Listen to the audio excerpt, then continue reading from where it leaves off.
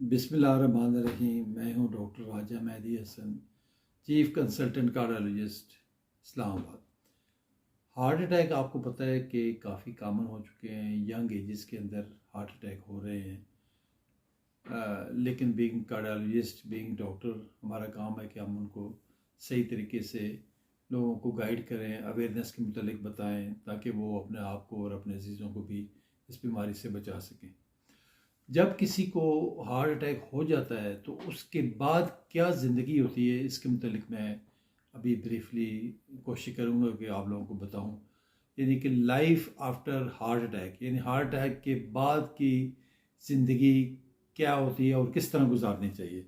आम तौर पे जो हार्ट अटैक के बाद हॉस्पिटल्स के अंदर सीसीयू में जब पेशेंट एडमिट होता है तो मरीज़ का रवैया इंतहाई खौफज़दा होता है। वो परेशान होता है कि पता नहीं मुझे क्या हो गया है, कौन सी ऐसी चीज़ लगी है, पता नहीं मैं बचता हूँ नहीं बचता। एक खौफ का एलिमेंट होता है। तो उसमें कम से कम डॉक्टर्स का रवैया, उनके अटेंडेंट्स का और जितने भी दोस्त अहबाब आते हैं, बड़ा फ्रेंडली और मासूमाना होना चाहिए, ताकि वो किसी किस्म के खौफ में मुब्तला ना हो। दूसरा ये कि मरीज़ जब देखता है कि मुझे हार्ट अटैक हो गया है और इतनी जानलेवा बीमारी है, और जब अपने इर्द गिर्द लोगों को भी देखता है, कोई डेथ्स हो रही होती हैं, कुछ लोग सीरियस हो रहे होते हैं, किसी को कॉम्प्लिकेशन हो रही होती है, तो वो एक डिप्रेशन के फेज़ में चला जाता है। तो अक्सर जब ऐसे पेशेंट को हम जज करें कि बहुत ज़्यादा डिप्रेशन में है, तो ऐसे पेशेंट्स को एंटी डिप्रेशन दवाइयाँ भी लाजमी तौर पे देनी चाहिए, ताकि वक्ती तौर पे वो इस डिप्रेशन से निकल सके।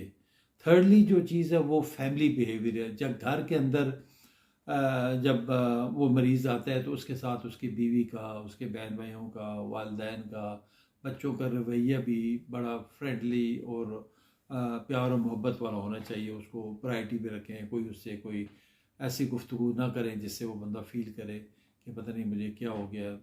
कि दूसरा, कोशिश यही करें कि उसको दोस्तों से मिला के रखें, उनको अच्छी बुक्स दें पढ़ने के लिए, और उनको कंपनी दें, ताकि वो कई बाज़ार भी जाते हैं, मार्केट जाते हैं, तो उनके साथ बीवी बच्चे हर वक्त कोशिश करें कि उनके साथ घुल मिल रहे हैं, उनको बिज़ी रखें, ताकि वो इस जो बिहेवियर जो है ना उसके साथ, उसकी वजह से कोई अपसेट ना हो। चौथी जो चीज़ है वो वॉक और एक्सरसाइज है।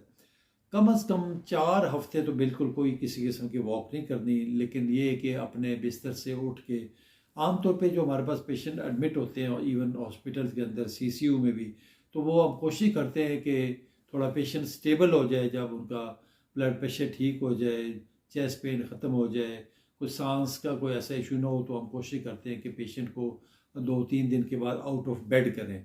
उनको उधर ही कोशिश करते हैं कि सीसीयू के अंदर ही हम चला फिरा के देखें, और ताकि उस दौरान और उनको ब्लड प्रेशर तो नहीं ड्रॉप होता है, उनको कोई चेस्ट पेन तो नहीं होती, या सांस तो नहीं फूलता, कोई भी ऐसे इश्यूज होते हैं, ताकि आप विद इन सीसीयू उनको मॉनिटर करके फिर उसके बाद ताकि वो घर जाने के काबिल हो जाएं। तो कम से कम ये हल्की फुल्की वॉक वार्ड के अंदर ही हम करवाते हैं।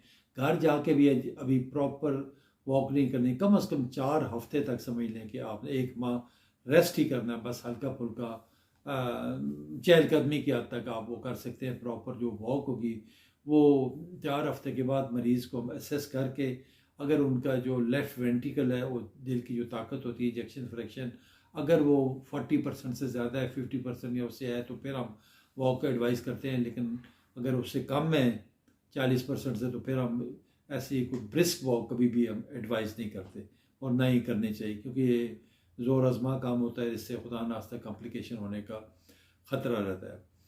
दूसरा साथ जो एक और इम्पॉर्टेंट चीज़ है, वो जो जितने भी तंबाकू नोशी है, उसमें सिगरेट शामिल है, उसमें नस्वार है, गुटखा है, ये शीशा है, और जो ई सिगरेट है, चलम है, और ये जो पान शान और इस तरह की सारी चीज़ें होती है, ये सब अवॉइड करनी चाहिए, क्योंकि इसके अंदर तंबाकू होता है, और ये दोबारा जाके दिल की शरियानों को तंग कर देता है। जो एथेरोस्क्लेरोसिस का प्रोसेस है उसको एग्रेवेट कर देता है, ज़्यादा कर देता है, और दोबारा फिर हार्ट अटैक का ख़तरा रहता है। तो इसलिए कोशिश करनी है कि आप इन चीज़ों से परहेज़ करें, क्योंकि ना सिर्फ दिल के अमराज बल्कि आपके जो फेफड़ों के जो बीमारियां हैं उसमें ब्रोंकाइटिस है, क्रोनिक ब्रोंकाइटिस है या सीओपीडी है, साथ कोई अस्थमेटिक जो मामलात होते हैं जो फेफड़ों की, या इवन बाद औक़ात लोगों को कैंसर तक हो जाते हैं, लंग कैंसर भी होने का ख़तरा रहता है। तो इसलिए ये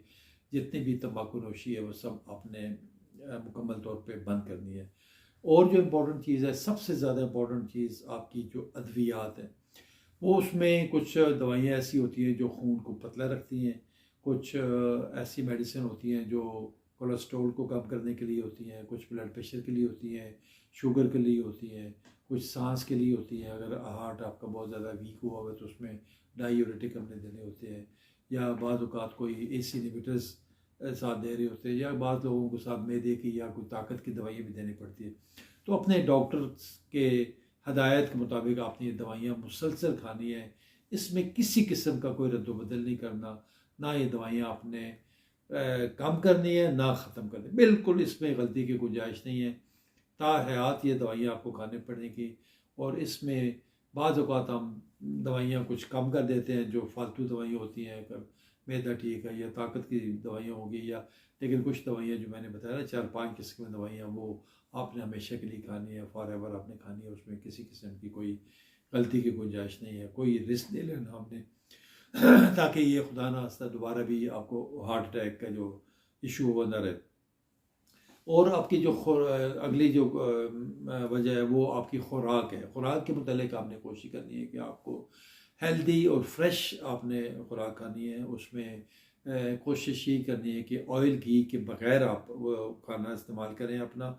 उसमें आप हस्ब ज़रूरत चिकन भी इस्तेमाल कर सकते हैं, फ़िश का जो वाइट मीट तो आप ले सकते हैं, लेकिन जो बाकी मटन है वो हफ्ते में 1 या 2 दिन, लेकिन वो भी कोशिश करनी है कि सब्ज़ी ज़्यादा बनी हो, उसके अंदर 1-2 बोटियाँ डाल के। जो साफ़ गोश्त है, बग़ैर चर्बी वाला गोश्त है, तो वो हस्ब ज़रूरत आप ले सकते हैं। बाकी दाल है, सब्ज़ियाँ हैं, सैलड्स हैं, फ्रूट्स हैं, ये सब हस्ब ज़रूरत आप सारा ले सकते हैं।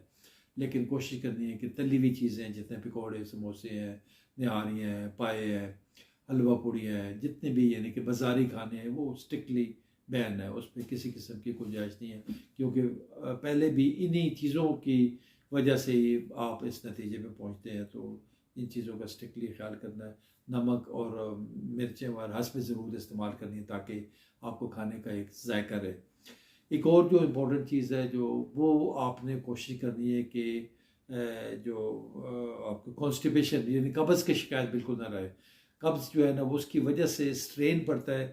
जब भी वॉशरूम आप जाएँ तो उधर जाके आपने स्ट्रेन नहीं करना, ज़ोर नहीं लगाना, तो वरना खुदा ना खास्ता जो हार्ट की तकलीफ़ है वो ज़्यादा बढ़ जाती है। तो इन चीज़ों का भी ख्याल करना है। सुबह वॉशरूम जब जाते हैं आप टॉयलेट में, तो कोशिश यही करनी है कि आपको साथ को बंदा दूसरा जाए, आपका कोई बेटा बेटी या जो भी आपके घर है अटेंडेंट है वो आपके साथ जाना चाहिए। बाथरूम के अंदर से कुंडी बिल्कुल ना लगाएं, वो बंदा आपके बाहर वेट करे। और आप जब वॉशरूम यूज़ कर लें तो एक तो स्मूथली आपका स्टूल पास होना चाहिए, पखाना आराम से आपको आना चाहिए, ताकि किसी किस्म का कोई ज़ोर ज़बरदस्ती नहीं करनी है। अगर पेशाब नहीं आता तो आप चुप करके उठ के आ जाएँ। फिर जो लेक्सेटिव्स हैं हमारे, जो कब्ज़ कुशा दवाइयाँ हैं, उसमें मुख्तलिफ सिरप्स भी आ जाती हैं, टेबलेट भी आ जाते हैं, कतरे भी आ जाते हैं, वो हस्ब ज़रूरत अपने मुआलिज के हदायत के मुताबिक आप हस्ब ज़रूरत वो इस्तेमाल कर सकते हैं। तो एक और जो चीज़ है वो अक्सर देखने में आया है कि हमारे स्पेशली गाँव देहातों में लोग जब वॉशरूम जाते हैं तो वो इंडियन स्टाइल के वो कमोड उनके होते हैं, वो उसके ऊपर पाँव के ऊपर ज़ोर से बैठते हैं और वो काफ़ी उनके लिए मसाइल बनते हैं। क्योंकि देखें, एक तो ओल्ड एज में आर्थराइटिस का भी मामलात चल रहे होते हैं, साथ फिर आप पाँव के ऊपर बैठ के जब स्ट्रेन करते हैं तो वो हार्ट अटैक होने का भी ख़तरा रहता है, और वरना एंजाइना या हार्ट की कोई ना कोई कॉम्प्लिकेशन होने का ख़तरा रहता है। तो कोशिश करें कि आप बाथरूम के अंदर आपका जो इंग्लिश कमोड है वो यूज़ करें, और उसके ऊपर आराम से सीट की तरह बैठ के आप अपना उसको यूज़ करें और अपना स्टूल पास करें। क्योंकि ये इस पर स्ट्रेन लगाने से भी, आपको ज़्यादा ज़ोर लगाने से भी कॉम्प्लिकेशन या आपकी तकलीफ़ बढ़ सकती है। और एक और सबसे इम्पोर्टेंट चीज़ है कि एक ज़बान के नीचे रखने वाली गोली होती है, इसको सबलिंगुअल नाइट्रेट्स कहते हैं, एंजीसिड के नाम से आती है। तो वो भी हर वक्त आपकी जेब में होने चाहिए, अपने पास होने चाहिए। मुख्तलिफ जब आप रात सोएं भी तो अपने पास रखें, और सारा दिन आपकी वो पॉकेट में होनी चाहिए, ख़वातीन के पर्स में होनी चाहिए, गाड़ी में रखनी होनी चाहिए कि किसी वक्त अगर चेस्ट पेन होती है, सीने में दर्द हो, तो ज़बान के नीचे गोली रखें तो उससे आराम आ जाएगा। अगर एक गोली से आराम नहीं आता तो 10-15 मिनट का वक्फा डाल के एक और रख लें। उससे भी आराम नहीं आता तो 10 मिनट के बाद एक और रख लें। 3 गोलियां आप वक्फे वक्फे से रख सकते हैं ताकि आप दिल के दर्द से अपने आप को निजात सकें।